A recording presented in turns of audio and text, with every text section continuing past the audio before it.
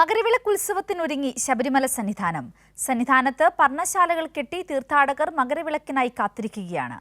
നാളെയാണ് മകരവിളക്ക്.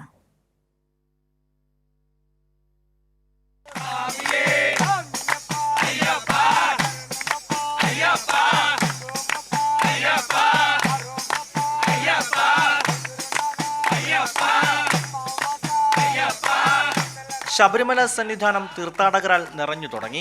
പാണ്ടിത്താവളം ഉൾപ്പെടെയുള്ള മേഖലകളിലാണ് പർണശാലകൾ കെട്ടിയിരിക്കുന്നത്. വൈകുന്നേരം ഭജന ഉൾപ്പെടെ നടത്തി ഭക്തിപൂർവ്വമാണ് മകരവിളക്കിനായി തീർത്ഥാടകർ കാത്തിരിക്കുന്നത്. മകരവിളക്ക് ദർശിച്ച ശേഷം മാത്രമേ പർണശാലകളിൽ തങ്ങുന്ന തീർത്ഥാടകർ മലയിറങ്ങൂ. நாளை சாயந்தரம் ஜோதி தரிசனம் பார்த்துட்டு நாளை நைட் 2 மணிக்கு இறங்கி நிலக்கால் போயிட்டு போயிருக்கோம்.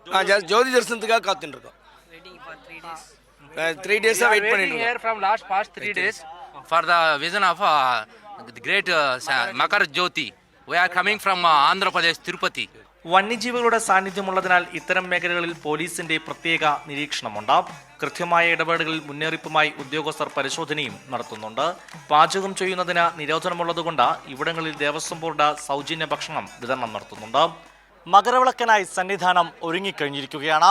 പർണശാലകളിൽ ആയിരക്കണക്കിന് തീർത്ഥാടകരാണ് മകരവിളക്ക് ദർശിക്കാനായി കാത്തിരിക്കുന്നത്. ക്യാമറമാൻ സജു കാഞ്ഞിരക്കുളത്തിനൊപ്പം സുജി ടി ബാബു, കൈരളി ന്യൂസ്, സന്നിധാനം.